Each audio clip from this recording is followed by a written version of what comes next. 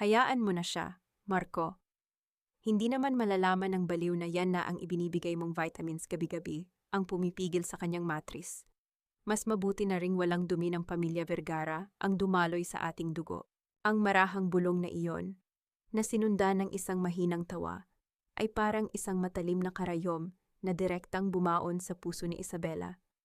Nakatayo siya sa madilim na pasilyo ng kanilang mansyon. Hawak ang isang maliit na bote ng gamot na nakuha niya mula sa lihim na puwang sa ilalim ng sahig ng kanilang silid-tulugan. Ang bote na may nakasulat na mga banyagang salita ay tila naging kasing lamig ng yelo sa kanyang palad. Sa loob ng silid-aklatan, ang kanyang asawang si Marco at ang kanyang biyenang si Lucinda ay nag-uusap habang nakabukas ng bahagya ang pinto. Walang kamalay-malay na ang babaeng itinuturing nilang biktima ay nakatayo sa labas, unti-unting dinudurog ng katotohanan. "I know, Mom," sagot ng boses ni Marco. Ang boses na ginagamit nito gabi-gabi upang bulungan si Isabela ng mga salita ng pag-ibig at pangako. "I just need her to sign the remaining corporate transfer papers next week. Pagkatapos noon, we can process her admission to the sanitarium." Ang sabi ng doktor, madali nating mapapatunayan na hindi stable ang kanyang mental health dahil sa sunod-sunod na pagkakalaglag ng kanyang pagbubuntis. Nanginig ang buong katawan ni Isabela, ngunit pinilit niyang huwag lumikha ng anumang tunog. Itinakip niya ang kanyang kaliwang kamay sa kanyang bibig. Pinipigilan ang isang matinding nanginginig na hikbi na gustong kumawala mula sa kanyang lalamunan. Ang kanyang paningin ay nagdilim, at ang hangin sa kanyang paligid ay tila biglang naglaho. Ang tatlong sanggol na nawala sa kanya ang 3 beses na gumuho ang kanyang mundo habang nakatingin sa puting kisame ng ospital habang umiiyak ay hindi pala bunga ng isang mahinang katawan. Hindi iyon parusa ng langit, tulad ng palaging ipinamumukha sa kanya ni Lucinda. Iyon ay binalak, dahan-dahang isinagawa, at sistematikong pinatupad ng mismong lalaking pinangakuan niyang mamahalin hanggang sa huling hininga ng kanyang buhay. Tila bumalik ang kanyang gunita sa mga nakaraang taon kung kailan namatay ang kanyang mga magulang sa isang trahedya. Noong mga panahong iyon, si Marco ang naging tanging kanlungan niya.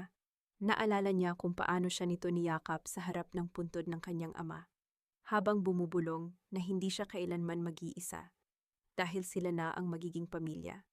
Dahil sa labis na pagtitiwala at sa pagnanais na magkaroon ng isang payak, ngunit masayang tahanan, ipinagkatiwala niya kay Marco ang pamamahala ng Vergara Land, ang pinakamalaking pamana ng kanyang mga magulang, at kapalit ng kanyang buong pagkatao at ari-arian. Binigyan siya nito ng isang huwad na paraiso na binuo sa ibabaw ng mga kasinungalingan at lason. Dahan-dahang napaatras si Isabela.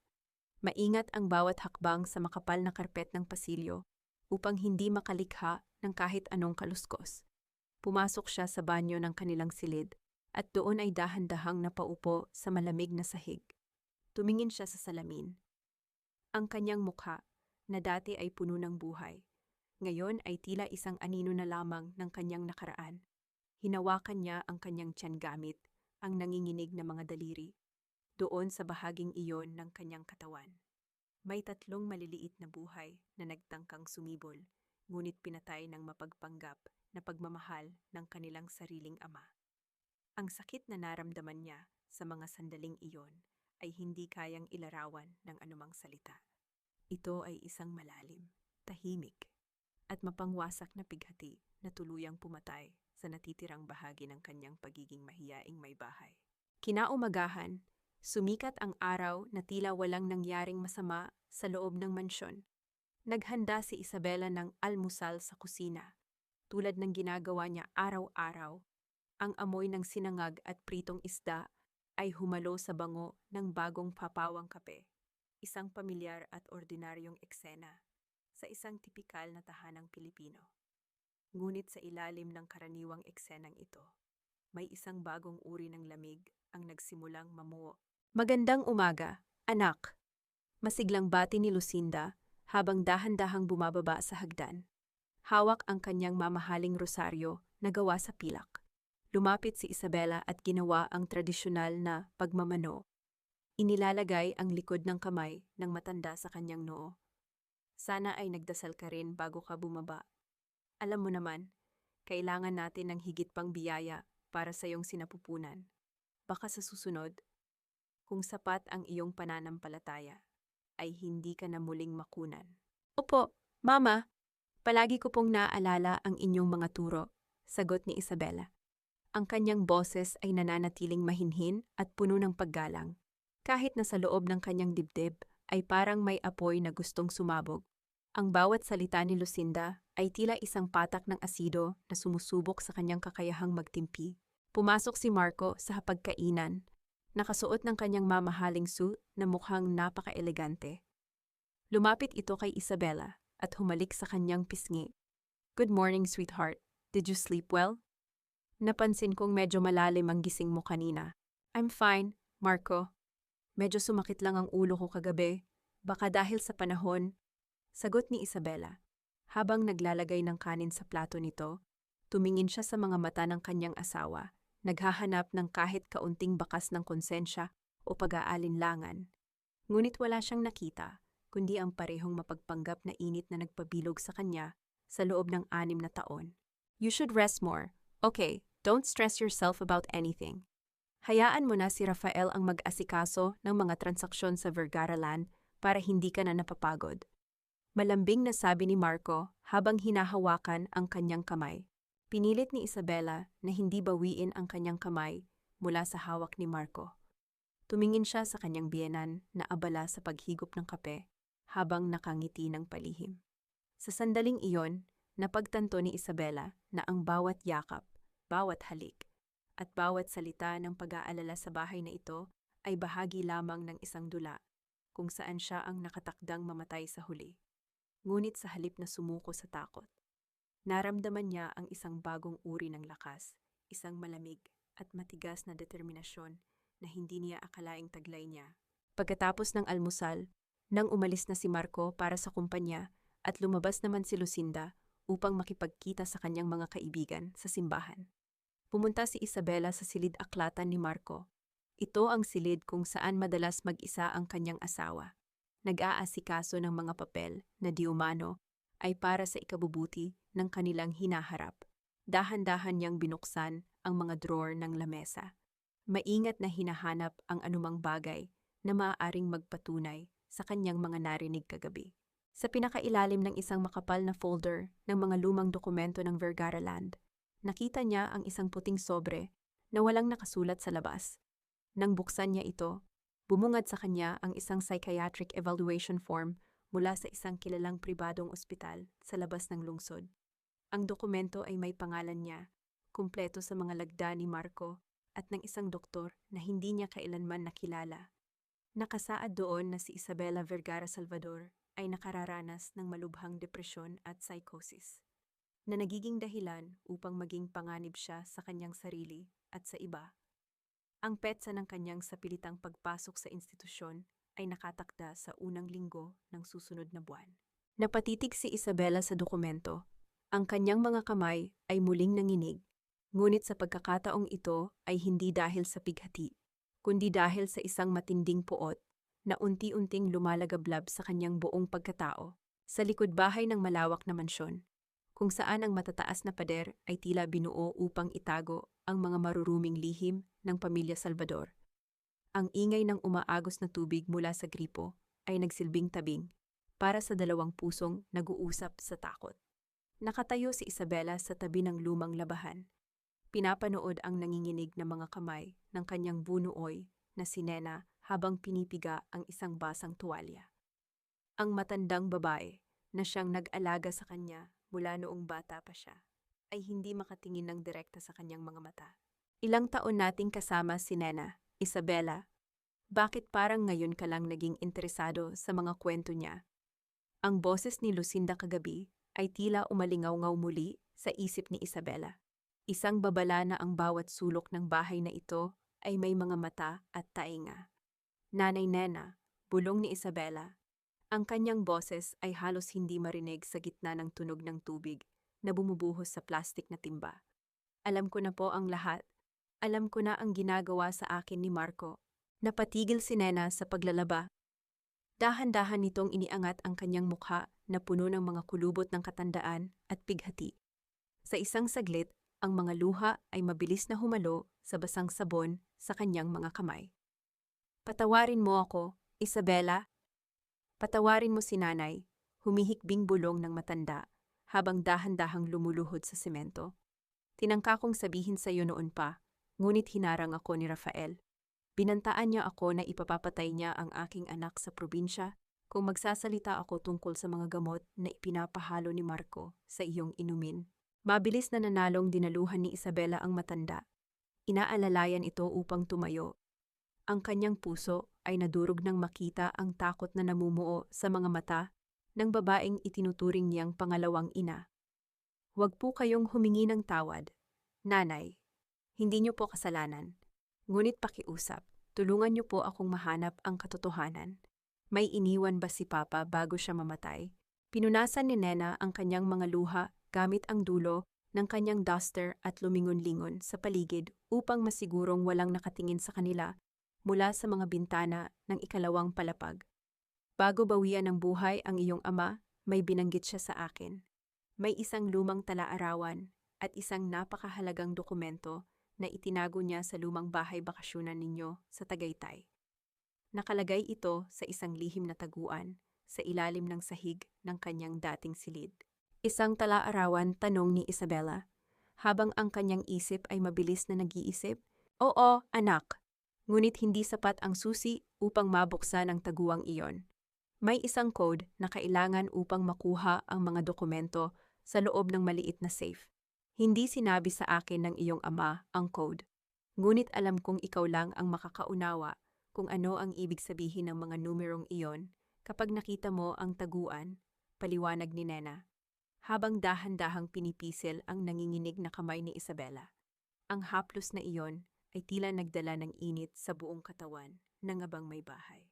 Isang paalala na hindi siya ganap na nag-iisa sa labang ito. Sino ang nagmamay-ari ng Araw Land Holdings? Nanay, nakita ko ang pangalang yon sa mga lumang papeles ni Papa. Pagpapatuloy ni Isabela sa kanyang pagtatanong, habang pilit na inaalala ang bawat detalye ng mga dokumentong kanyang nabasa. Bago pa makasagot si Nena, ang marahang paguntog ng mga butil ng rosaryo sa isang palad ay narinig mula sa likod ng malaking halamanan ng mga buganbilya. Ang tunog na iyon ay sapat na upang magpatayo ng mga balahibo ni Isabela. Dahan-dahang lumabas si Lucinda mula sa lilim ng mga puno. Hawak ang kanyang pilak na rosaryo at may suot na isang mapanuring ngiti sa kanyang mga labi. Isabela, aking magandang manugang, bakit narito ka sa likod bahay at nakikipag-usap sa isang katulong? Hindi ba't dapat ay naghahanda ka na ng mga gagamitin para sa hapunan ni Marco? Mabilis na binawi ni Isabela ang kanyang kamay mula kay Nena at hinarap ang kanyang biyenan na may banayad at tila. Walang mali siya ng ngiti. Mama, binabati ko po kayo ng magandang hapon. Tinatanong ko lang po si Nanay Nena kung natapos na niyang labhan ang mga paboritong kurtina ni Marco sa opisina. Gusto ko po kasing maayos ang lahat bago siya umuwi. Lumapit si Lucinda, ang kanyang mga mata ay tila sumusuri sa bawat galaw ni Isabela. Mabuti naman kung ganoon, ngunit huwag mong sanayin ang iyong sarili na makipag-usap ng matagal sa mga katulong. Baka makalimutan nila ang kanilang lugar sa bahay na ito. Yumuko si Isabela at dahan-dahang kinuha ang kamay ni Lucinda upang gawin ang pagmamano. Ang kanyang noo ay sumayad sa malamig na balat ng matanda. Opo, Mama, tama po kayo. Patawarin niyo po ako. Tumingin si Lucinda kay Nena na may kasamang matalim na tingin bago muling hinarap si Isabela. Sige na, pumasok ka na sa loob at tandaan mo, huwag kang masyadong mapapagod. Ang sabi ni Marco ay medyo mahina raw ang iyong isip nitong mga nakaraang araw dahil sa pagkawala ng inyong mga anak. Nag-aalala kami para sa iyo. Salamat po sa pag-aalala, Mama, sagot ni Isabela, bago dahan-dahang naglakad patungo sa pinto ng kusina. Ang bawat salita ng kanyang biyenan ay tila isang lason na dahan-dahang sumisipsip sa kanyang lakas. Ngunit alam niyang kailangan niyang magpanggap hanggang sa makuha niya ang mga ebidensya sa Tagaytay. Pagkalipas ng ilang oras, nang mapansin ni Isabela na natutulog si Lucinda para sa kanyang hapon, Napahinga. Mabilis siyang nagpalit ng simpleng kasuotan. Kinuha niya ang kanyang maliit na bag at ang susi ng kanyang kotse mula sa ibabaw ng lamesa sa sala. Kailangan niyang makarating sa Tagaytay bago sumapit ang gabi.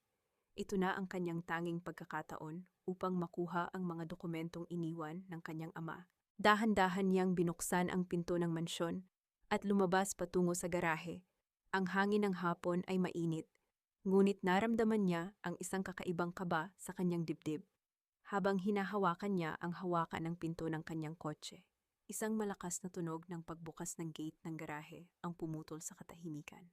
Isang itim na sasakyan ang pumasok at huminto ng direkta sa likod ng kanyang kotse, na humaharang sa kanyang daan upang makalabas. Bumukas ang pinto nito at lumabas si Marco. May suot na isang pamilyar, ngunit napakalamig ng ngiti sa kanyang mga labi. "Sweetheart, saan ka pupunta?" tanong ni Marco habang dahan-dahang lumalapit sa kanya. Bago pa makasagot si Isabela, mabilis na iniabot ni Marco ang kanyang kamay at kinuha ang susi ng kotse mula sa hawak ng kanyang asawa.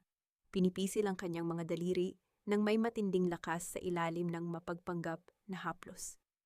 Ang amoy ng mamahaling pabango ni Marco na humalo sa mainit na hangin ng hapon ay tila naging isang paalala ng hawla na muling sumasakal sa kalayaan ni Isabela. "I wanted to surprise you," said her baitam.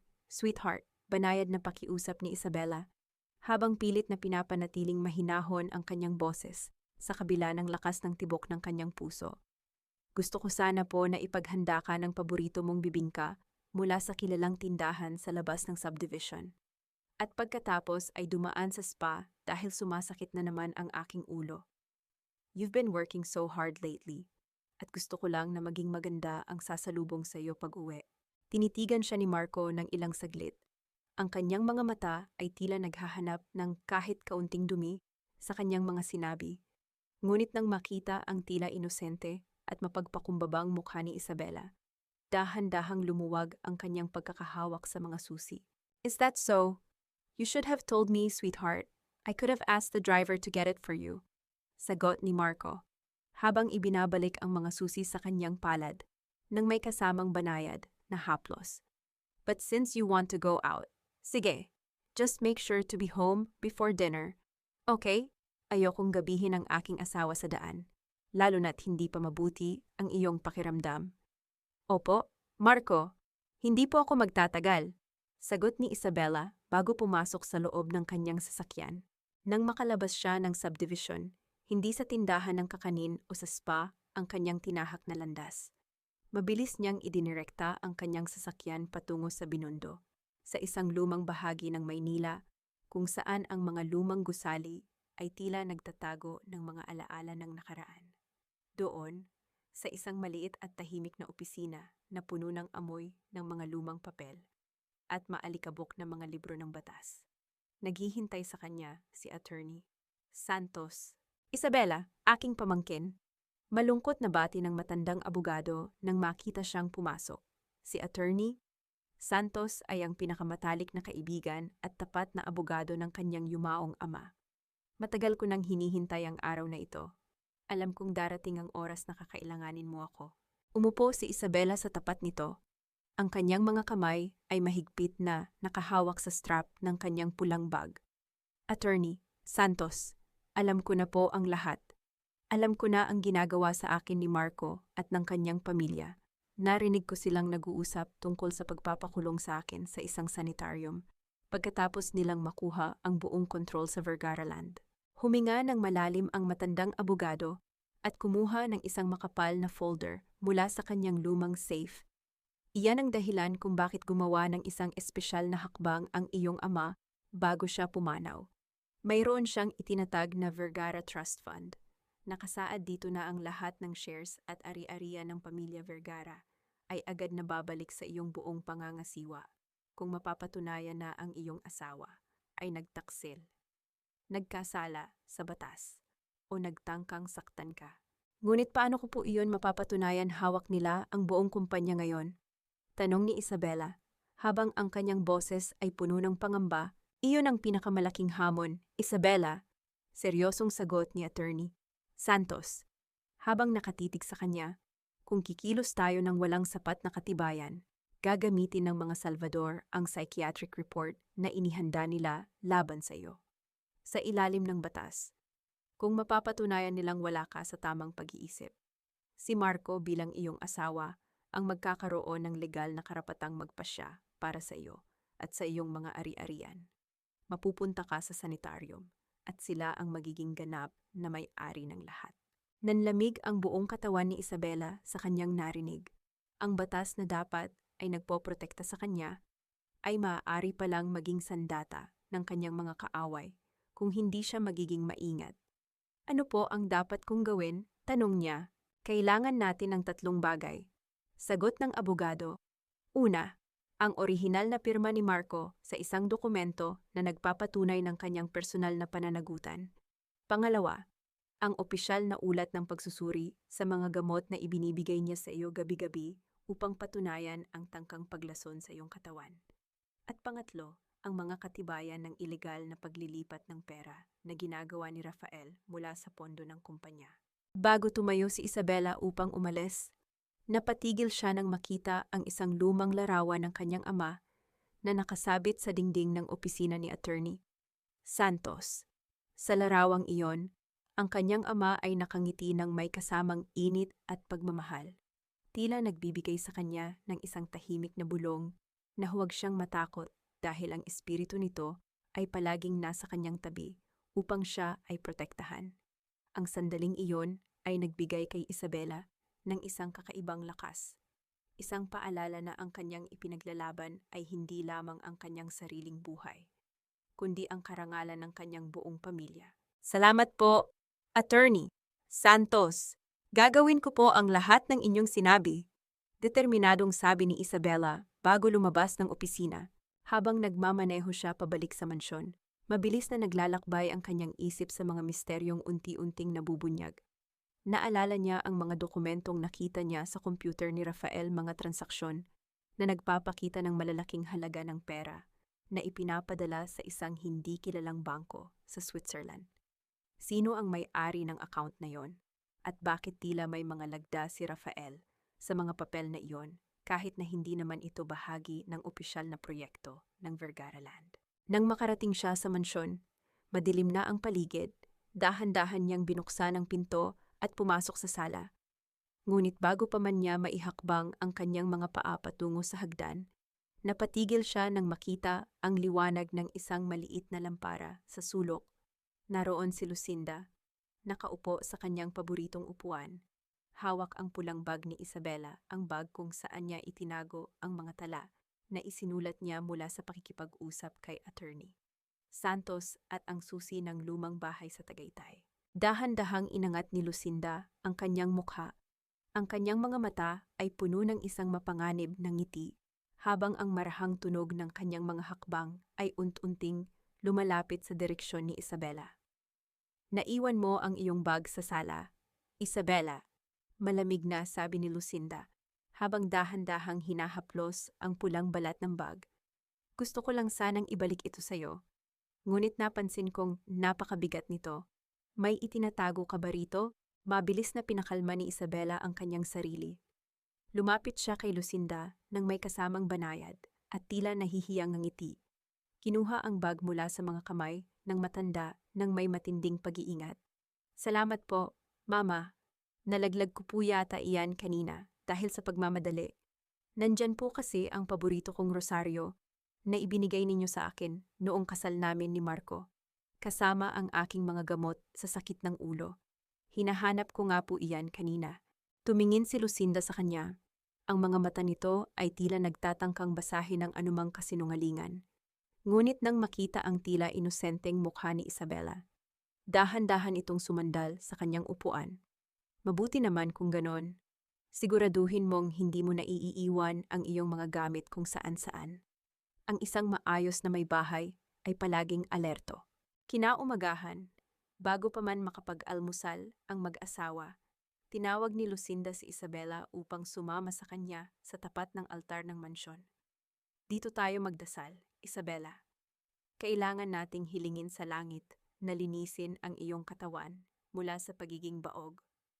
Nakakahiyang sabihin sa ating mga kamag-anak na hanggang ngayon ay hindi mo man lang kayang bigyan ng tagapagmana si Marco.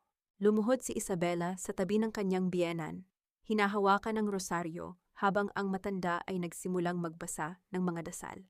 Ngunit sa bawat misteryo ng rosaryo na kanilang binibigkas, hindi pinalampas ni Lucinda ang pagkakataon na bulungan si Isabela ng mga mapang-aping salita. Kung sapat lamang ang iyong pagiging mabuting asawa, hindi sana kinuha ng langit ang iyong mga anak. Siguro ay may mga kasalanan ka na hindi mo ipinagtatapat. Bulong ni Lucinda sa gitna ng kanyang mga dasal. Ang boses nito ay tila banayad, ngunit puno ng lason.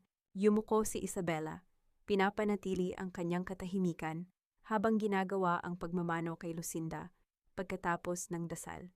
Ngunit sa ilalim ng kanyang mahabang palda, ang kanyang cellphone ay lihim na naka-on, kinukunan ng audio ang bawat salita ng pang-aapi at gaslighting na binibigkas ng kanyang biyenan upang magsilbing ebidensya sa hinaharap.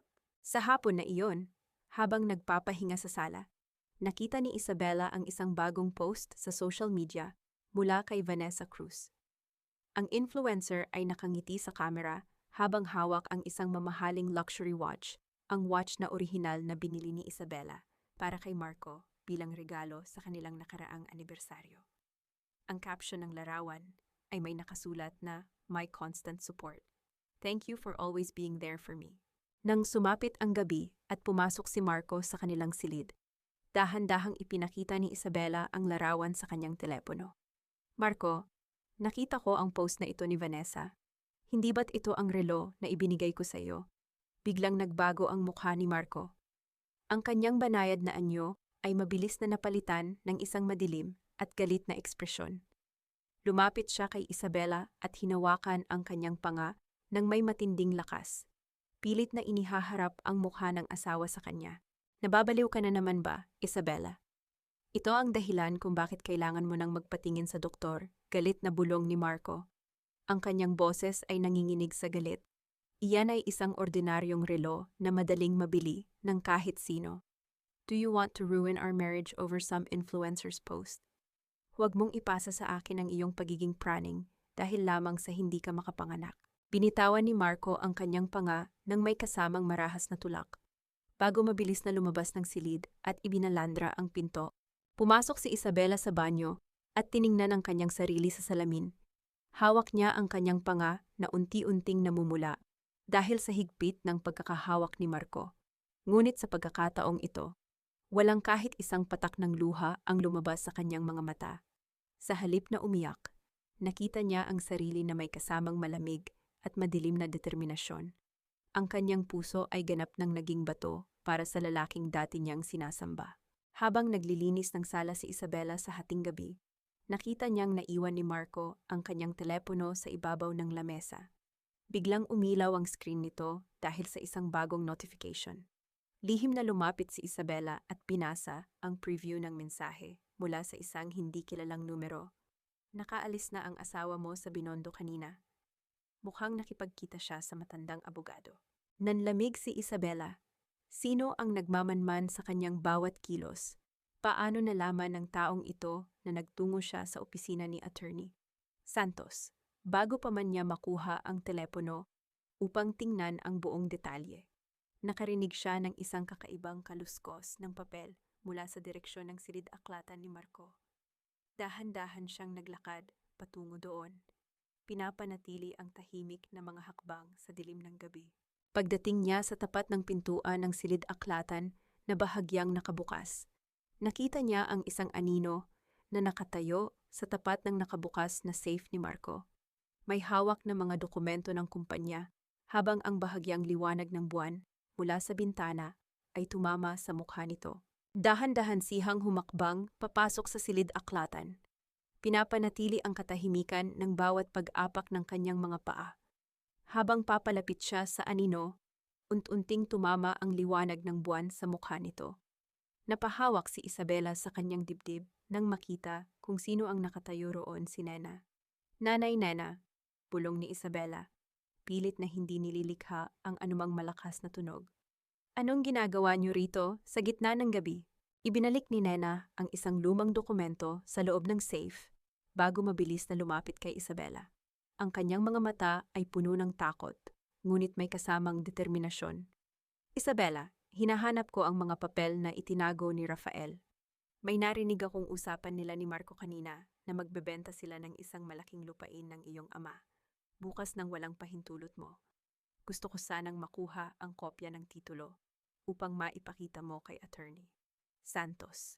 Niyakap ni Isabela ang matanda, labis na nagpapasalamat sa katapatan nito sa kabila ng panganib. Salamat po, nanay. Ngunit pakiusap, bumalik na kayo sa inyong silid. Ako na po ang magpapatuloy nito kapag umalis sila bukas. Ayokong mapahamak kayo. Matapos masigurong nakabalik ng ligtas si Nena, hindi na nakatulog si Isabela. Kinaumagahan, ginamit niya ang pagkakataon habang wala si Marco upang magtungo sa isang pribadong laboratorio sa labas ng Maynila. Ipinasuri niya ang mga vitamins na lihim niyang kinuha mula sa taguan ni Marco sa ilalim ng floorboard. Pagkalipas ng 3 araw, bumalik si Isabela upang kunin ang resulta. Nang iabot ng doktor ang ulat, parang tumigil ang mundo para sa kanya. Mataas ang dosis ng hormone blockers at synthetic toxins na narito sa mga tabletang ipinasuri mo. Mrs. Vergara, seryosong paliwanag ng doktor. Ang gamot na ito ay nagpapanipis sa lining ng matris at unt-unting lumalason sa reproductive system ng isang babae. Kung patuloy itong inumin, imposible siyang magdalang tao at kung magbuntis man siya, agad na malalaglag ang bata sa loob ng ilang linggo. Maswerte ka pa nga na hindi tuluyang nasira ang iyong matris. Hawak ang papel ng ulat, lumabas si Isabela ng klinika, habang ang ulan ay dahan-dahang bumubuhos mula sa madilim na langit. Ang bawat salita ng doktor ay tila isang hatol ng kamatayan para sa kanyang mga pangarap. Ang kanyang 3 nakaraang pagbubuntis ang bawat sakit ng katawan, ang dugo na dumaloy sa kanyang mga hita, at ang huling sulyap sa mga walang buhay na sanggol na hindi man lang niya nayakap ay hindi pala aksidente. Pinatay sila ng asawang sinasamba niya, ang lalaking nangakong magpoprotekta sa kanya. Umuwi si Isabela sa mansyon at dahan-dahang naglakad patungo sa dulo ng pasilyo, kung saan matatagpuan ang nakakandadong silid na inihanda niya noon para sa kanyang magiging anak. Binuksan niya ang pinto at pumasok sa loob. Ang silid ay puno ng alikabok at nababalot ng lungkot. Naroon ang isang magandang crib na gawa sa kahoy. Ang mga maliliit na damit na kulay, puti na maayos na nakatabi. At ang mga laruang hindi kailanman nagamit. Napaupo si Isabela sa malamig na sahig. Niyakap ang isang maliit na gwanting ng sanggol na tela. At doon ay umiyak ng walang tunog. Ang kanyang mga balikat ay nanginginig sa gitna ng matinding pighati na sumakal sa kanyang buong pagkatao. Ito ang huling beses na iiyak siya para sa kanyang mga anak. Ito ang huling beses na hahayaan niyang durugin siya ng pamilyang Salvador. Dahan-dahan siyang tumayo. Pinunasan ang kanyang mga luha gamit ang likod ng kanyang mga kamay. Lumabas siya ng silid at isinara ang pinto nang may kasamang malakas at dinaluhong na paglock, na sumisimbolo sa pagtatapos ng kanyang pagiging mahina at ang pagsisimula ng kanyang malamig at kalkuladong paghihiganti. Ngunit nang bumalik si Isabela sa kanyang sariling silid tulugan upang itago ang ulat ng laboratorio, napatigil siya sa may pintuan. Naroon si Marco, nakaupo sa gilid ng kama sa ilalim ng malamig na liwanag ng bedside lamp. Hawak nito ang maliit na bote ng mga tabletang lason na kinuha ni Isabela mula sa kanyang taguan. Tumingin si Marco sa kanya.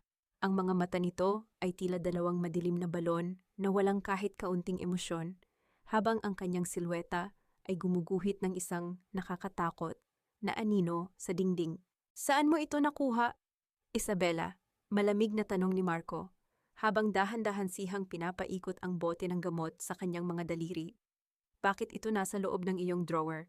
Mabilis na tinakpan ni Isabela ang kanyang matinding galit sa pamamagitan ng isang tila naguguluhang reaksyon.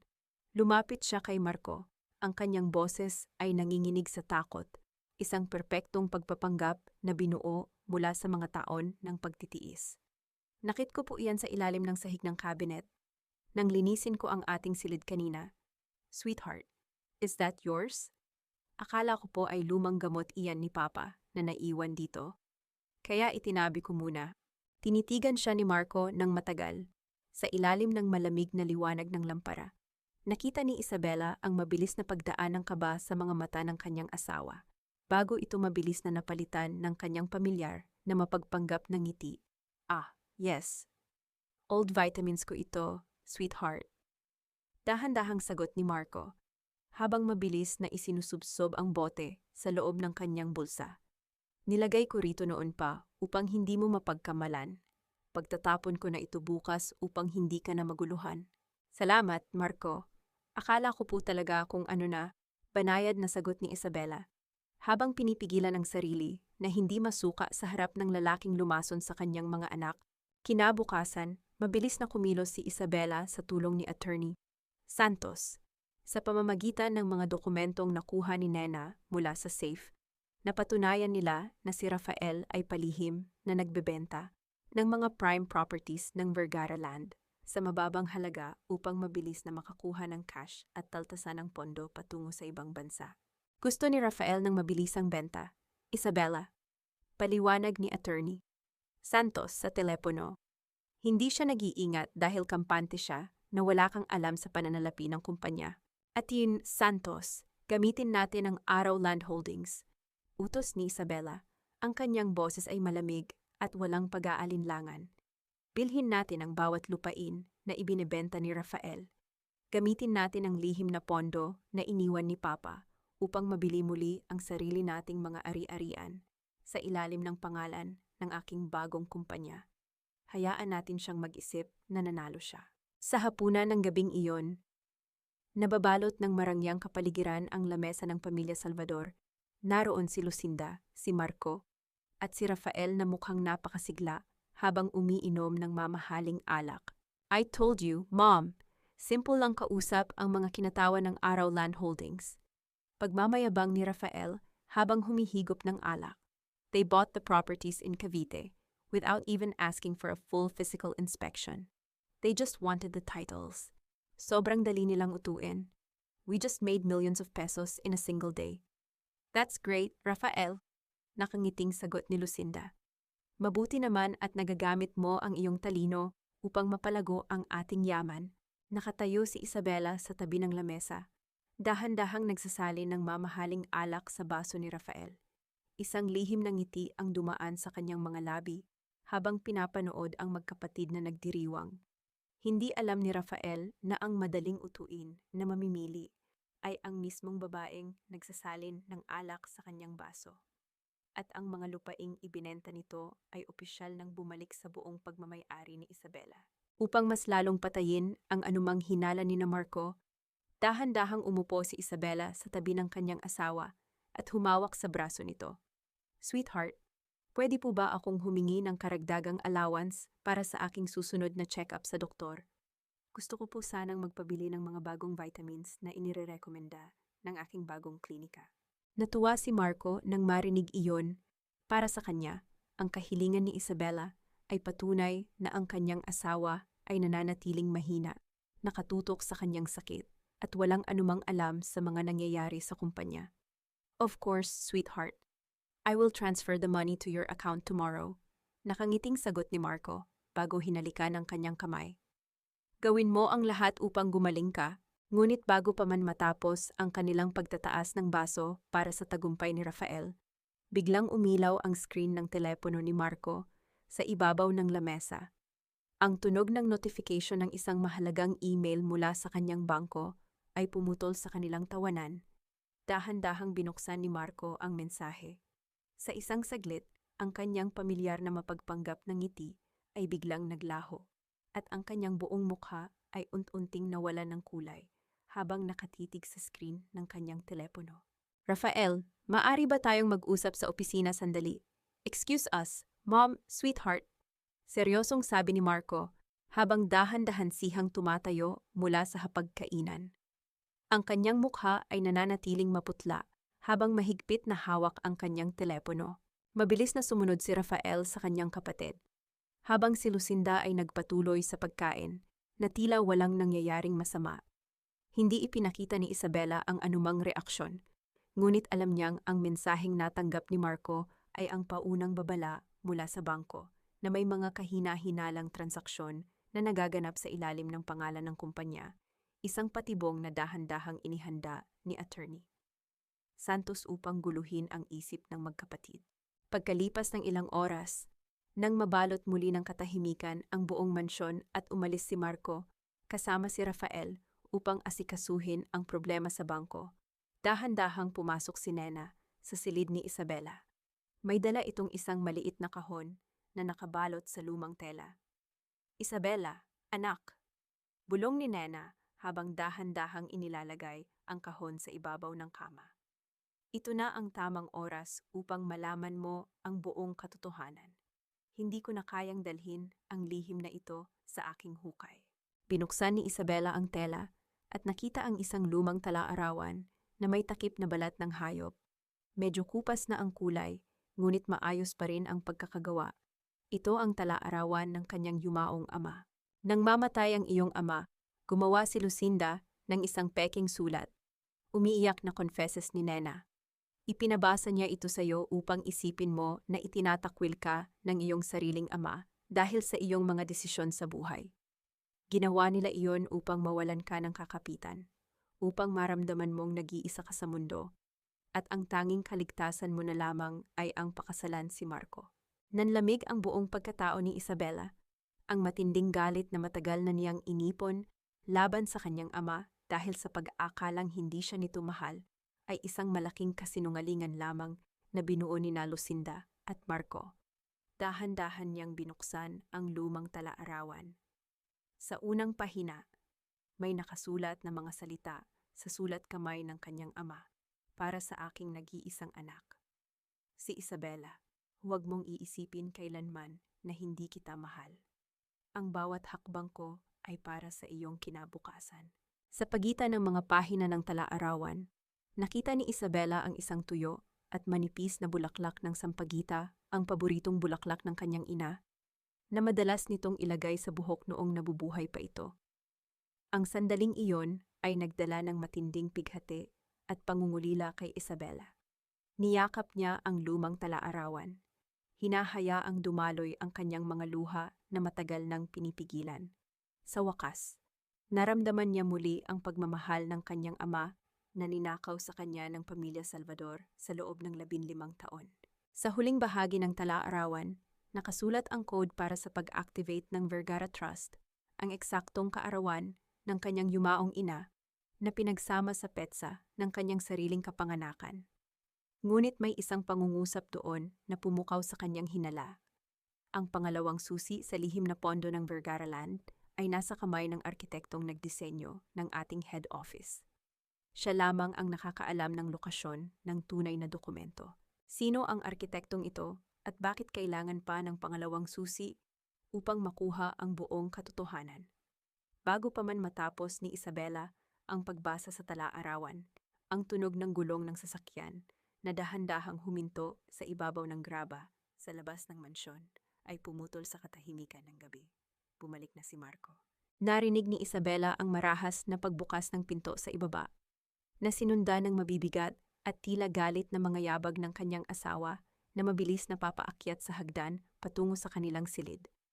Mabilis na inilusot ni Isabela ang lumang tala-arawan sa ilalim ng kanyang unan bago mabilis na humiga at nagkunwaring natutulog. Nang bumukas ang pinto ng kanilang silid, pumasok si Marco na may gulugulong buhok at nanginginig ang mga kamay sa galit. Upang maalis ang anumang hinala nito, nagkunwari si Isabela na nagising dahil sa kanyang pagpasok. Bumangon siya habang hinahawakan ang kanyang dibdib at nagsimulang umubo ng mahina, na tila inaatake ng kanyang hika. "Marco, sweetheart, anong nangyari? Bakit ganyan ang hitsura mo?" Huminga ng malalim si Marco, pilit na pinapakalma ang kanyang sarili habang lumalapit sa kama. Inilapag niya ang isang makapal na folder sa ibabaw ng lamisita. "Wala ito, sweetheart. May ilang problema lang sa bangko dahil sa maling sistema ni Rafael. Ngunit upang masiguro nating ligtas ang pondo ng Vergara Land at hindi ka na ma-stress sa mga gawaing negosyo, kailangan mong pirmahan ito ngayon." Kinuha ni Isabela ang dokumento. Ito ang Special Power of Attorney SPA na magbibigay kay Marco ng buong karapatang magpasya at ilipat ang lahat ng kanyang natitirang shares at ari-arian nang wala niyang pahintulot. Ito ay para sa kabutihan mo, Isabela. Malambing na sabi ni Marco, ngunit ang kanyang mga mata ay puno ng kasakiman.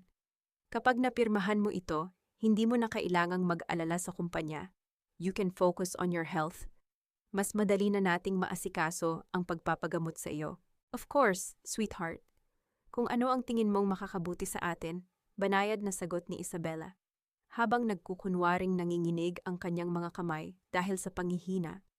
Ngunit pakiramdam ko po ay sobrang bigat ng aking ulo ngayon dahil sa aking hika.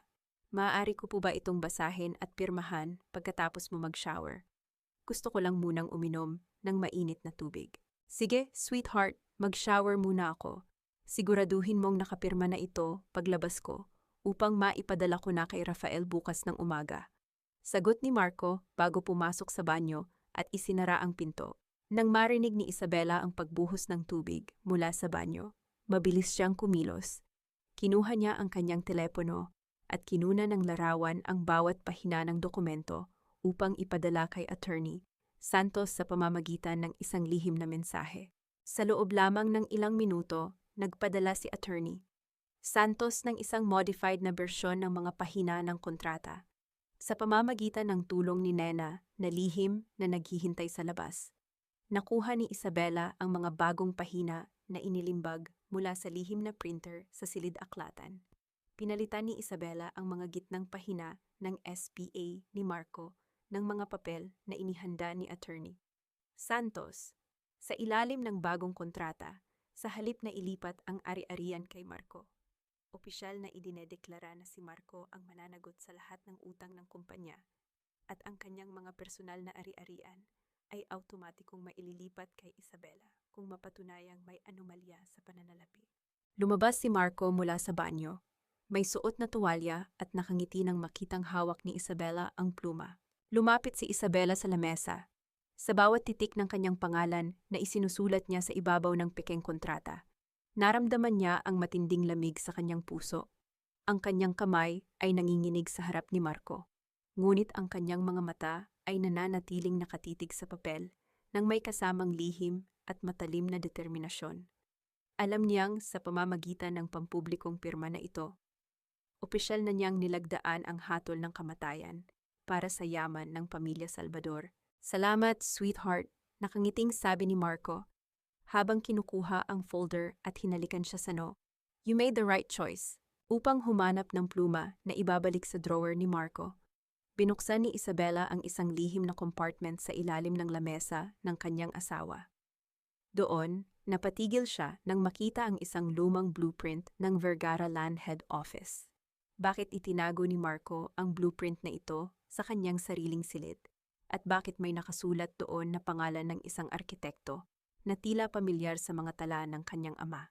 Bago pa man niya maisip ang kasagutan, umilaw ang telepono ni Marco na naiwan sa ibabaw ng kama dahil sa isang bagong text message mula kay Vanessa. Lihim na lumapit si Isabela at binasa ang mensahe. Nakausap ko na ang doktor, handa na ang kwarto sa sanitarium. Susunduin siya ng mga tauhan sa Martes ng umaga.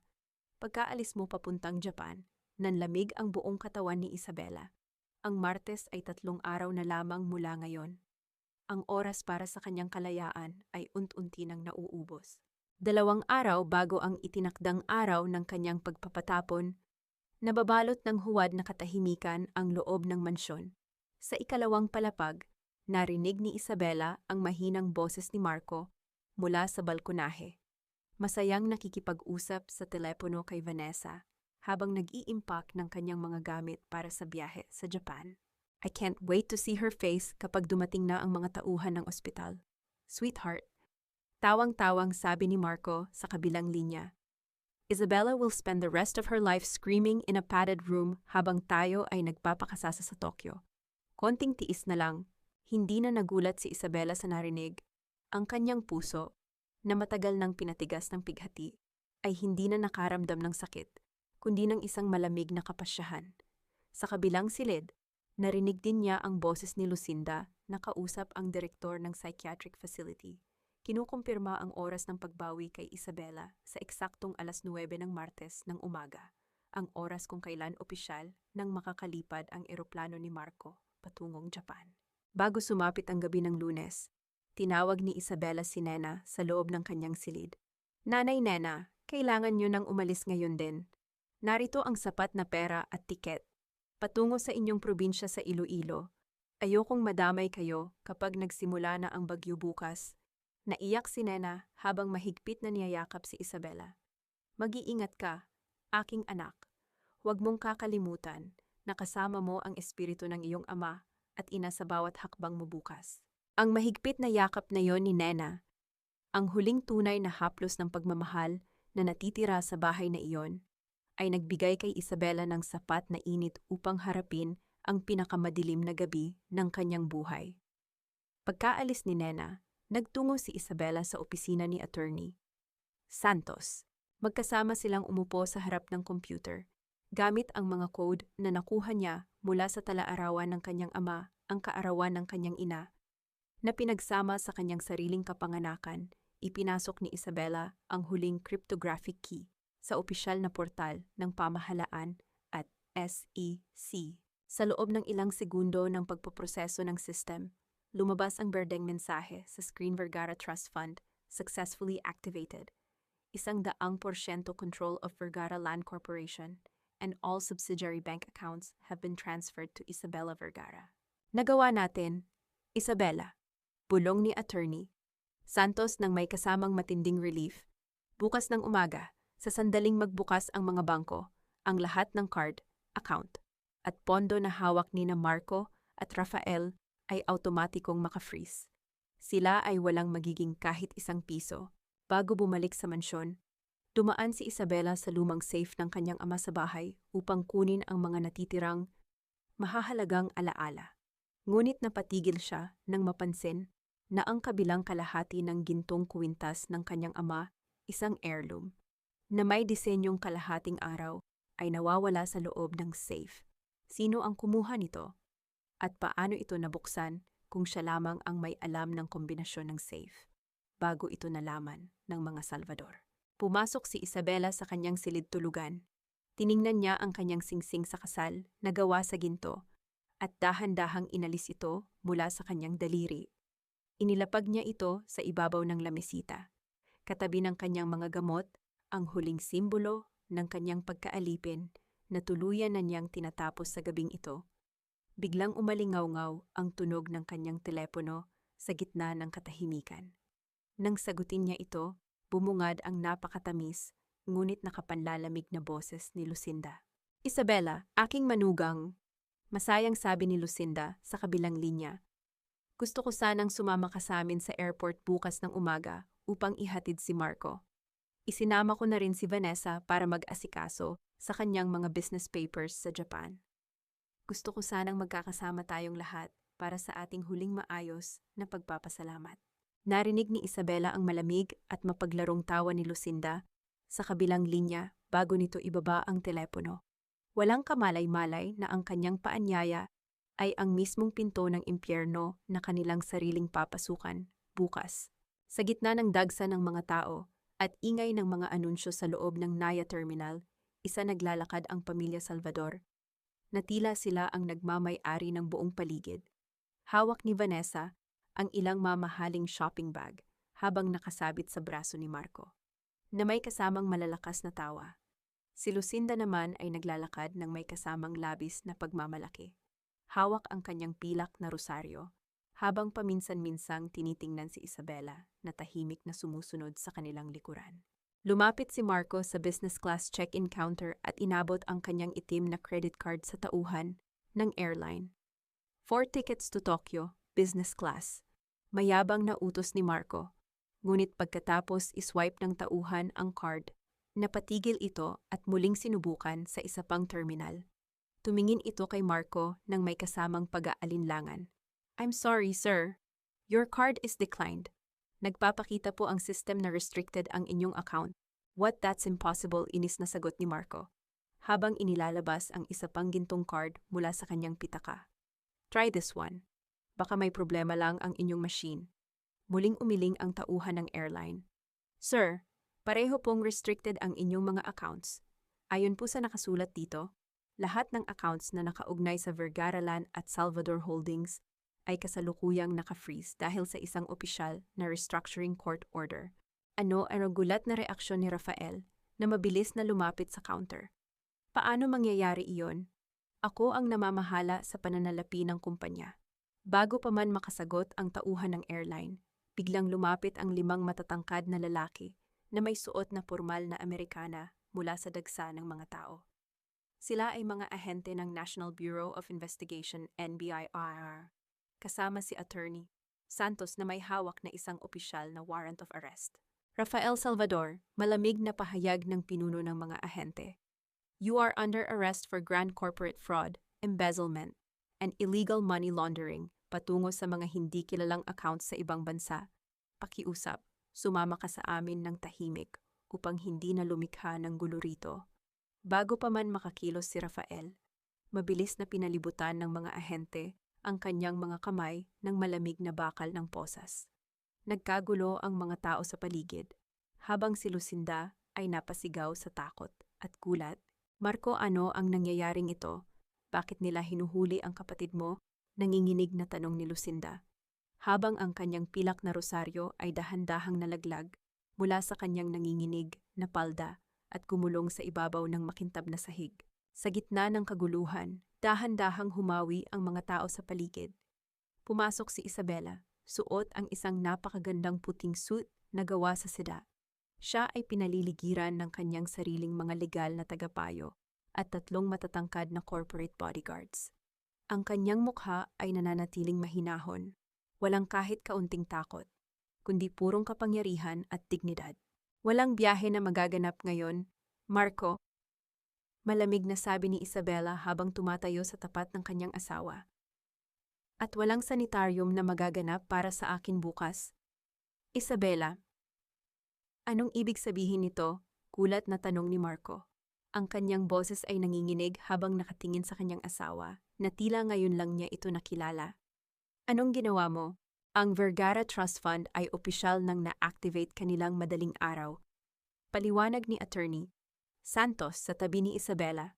At ang Special Power of Attorney na pinirmahan mo kagabi, Marco, ay ang orihinal na kontrata na nagpapatunay na ikaw ang mananagot sa lahat ng utang at anomalya ng kumpanya. Habang ang lahat ng iyong personal na ari-arian, kabilang ang mansyon at mga sasakyan, ay opisyal nang nailipat sa ilalim ng pangalan ni Isabela Vergara. Sila na ang nagmamay-ari ng lahat ngayon. Nang marinig iyon ni Vanessa Cruz, mabilis nitong binitawan ang mga shopping bag na kanyang hawak. Tumingin ito kay Marco nang may kasamang pandidiri. You lied to me, Marco. Akala ko ba ikaw ang nagmamay-ari ng buong Vergara Land? I can't believe this.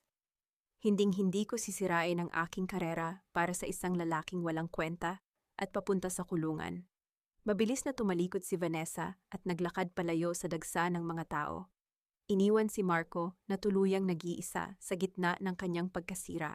Nang mapagtanto ni Lucinda na wala na silang pera, wala ng bahay, at ang kanyang bunsong anak ay papunta sa bilangguan, tuluyan nang gumuho ang kanyang mundo. Ang matandang babae na dati ay napakayabang at laging may hawak na rosaryo ay dahan-dahang lumuhod sa sahig. Gumapang ito patungo sa paanan ni Isabela, umiiyak at nanginginig habang hinahawakan ang dulo ng sapatos ng kanyang manugang. Isabela, anak, patawarin mo kami, pakiusap ni Lucinda habang ang kanyang boses ay puno ng matinding takot at kahihiyan. Pamilya mo pa rin kami, Isabela, pakiusap. Huwag mo kaming pabayaan sa lansangan. Tumingin si Isabela sa kanyang biyenan na nakaluhod sa kanyang paanan. Ang sandaling iyon ay nababalot ng matinding katahimikan sa loob ng airport. Dahan-dahan nang walang kahit anong galit o malakas na sigaw. Binawi ni Isabela ang kanyang sapatos mula sa pagkakahawak ni Lucinda gamit ang isang marangal at malamig na paghakbang pabalik. Hindi ko po kayo pamilya. Mama! Bulong ni Isabela. Ang kanyang boses ay tila isang malamig na hangin na tumagos sa puso ni Lucinda. Ang tunay na pamilya ay hindi pumapatay ng sarili nilang mga apo para lamang sa pera. Lumapit si Attorney Santos kay Isabela at bumulong ng lihim. Isabela, may isang bagay na kakaiba. May isa pang hindi kilalang tao ang nagpadala ng mga transaction keys ni Rafael sa NBR. Bago pa man natin ipadala ang ating mga ebidensya, may lihim tayong kakampi. Habang pinaliligiran ng mga pulis si Marco upang pusasan, dahan-dahang dumaan ito sa tabi ni Isabela. Tumingin si Marco sa kanya, at sa kabila ng kanyang ganap na pagkatalo, isang nanginginig at nakakatakot na ngiti ang gumuhit sa kanyang mga labi. Inilapit ni Marco ang kanyang mukha sa tainga ni Isabela at bumulong ng isang mapanganib na banta. Akala mo ba ay nanalo ka na, Isabela? Hindi mo alam ang totoong lihim ng Vergara Land Head Office. Hawak ko pa rin ang tunay na titulo ng lupa kung saan nakatayo ang inyong kumpanya. Kapag inilabas ko ang katotohanan tungkol sa iyong ama, ang pangalan ng pamilya Vergara ay tuluyang makakaladkad sa putik. Ang nanginginig at mapagpanggap na ngiti na yon ni Marco ay naiwan sa paningin ni Isabela habang dahan-dahan itong inilalabas ng mga awtoridad mula sa terminal.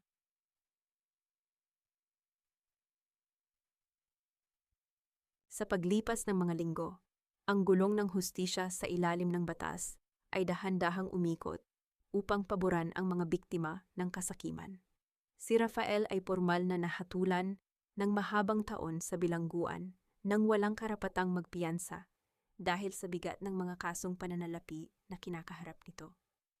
Sa loob ng malamig na rehas, ang kanyang dating kayabangan ay tuluyan ng napalitan ng pagsisisi at kawalang pag-asa.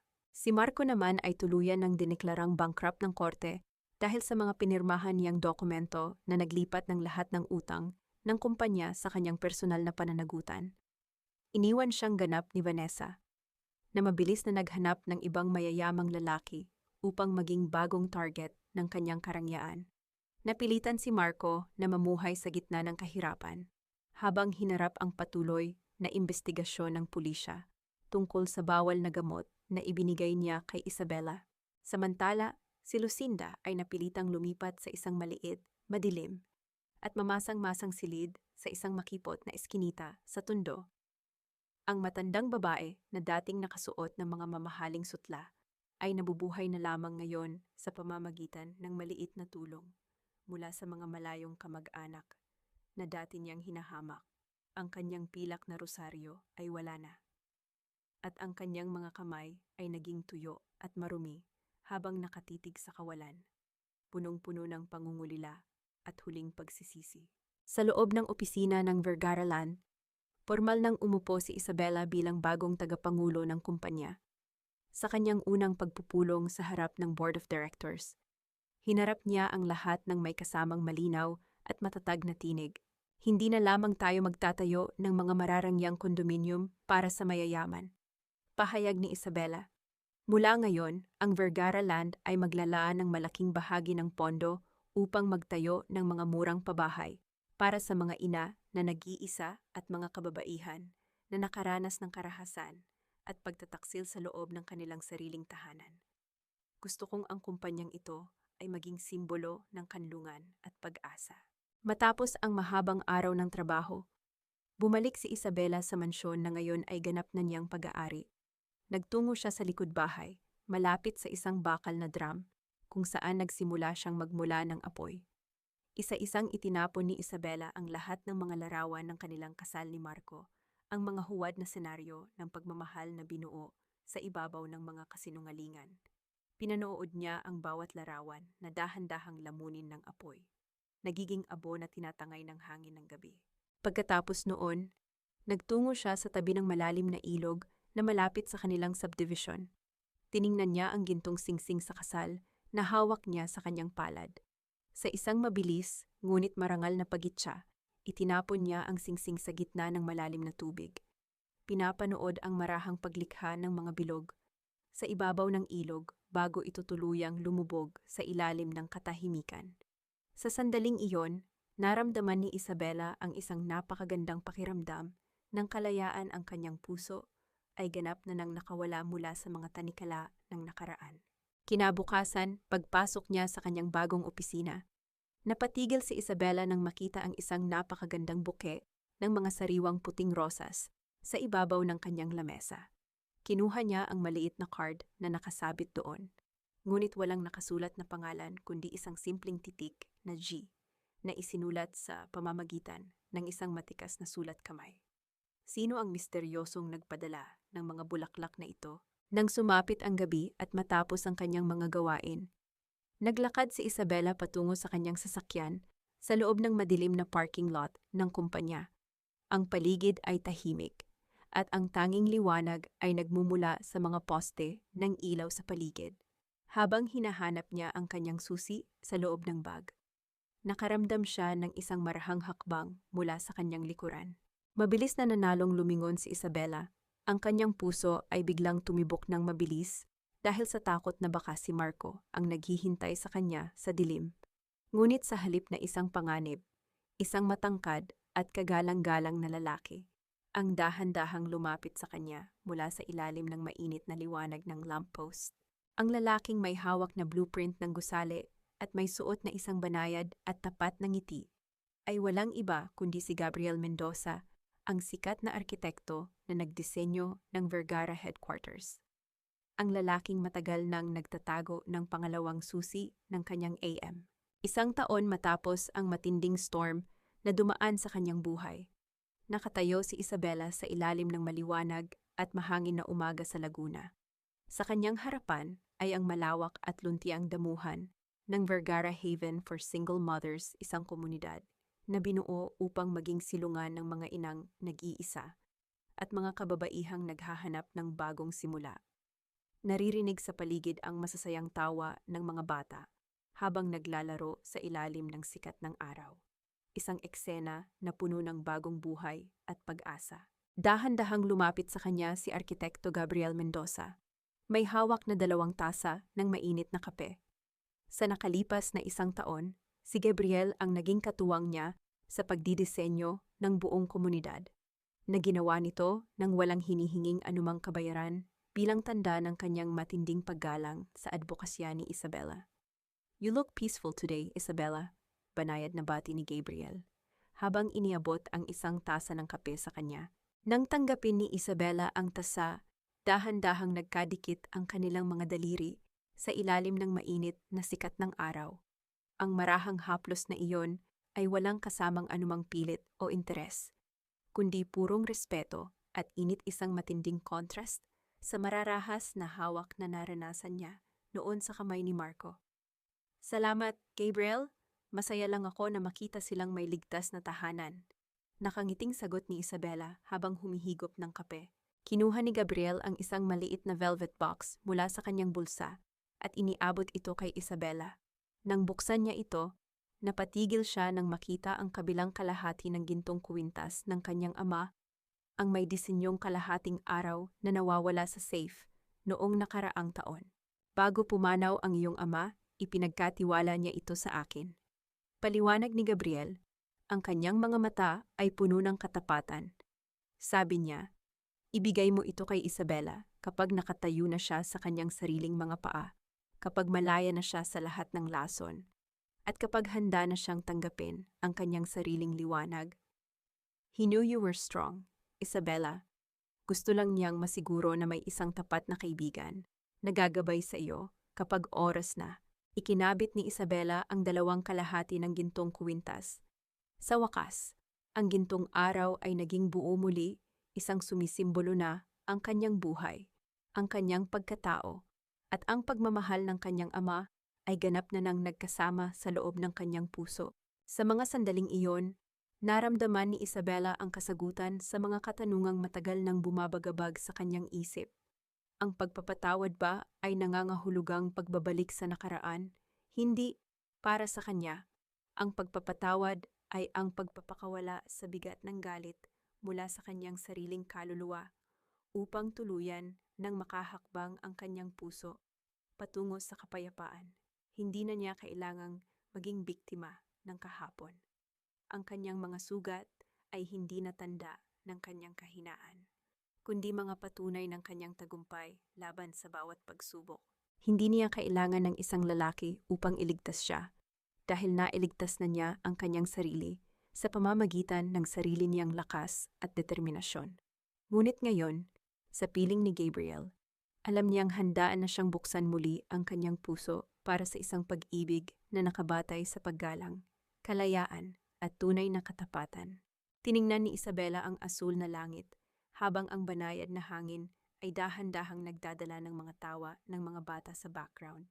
Sa unang pagkakataon sa kanyang buhay, nalaman niya na ang tunay na hanfuk ay hindi nagmumula sa pagpapakasakit ng lahat para sa ibang tao, kundi sa pag-alam kung paano mahalin at protektahan ang sarili muna, upang magkaroon ng sapat na liwanag na ibabahagi sa mga karapat-dapat sa hinaharap. Ang tunog ng hangin ay unti-unting humina na nagiiwan ng isang napakatamis at panghabambuhay na kapayapaan sa kanyang buong pagkatao.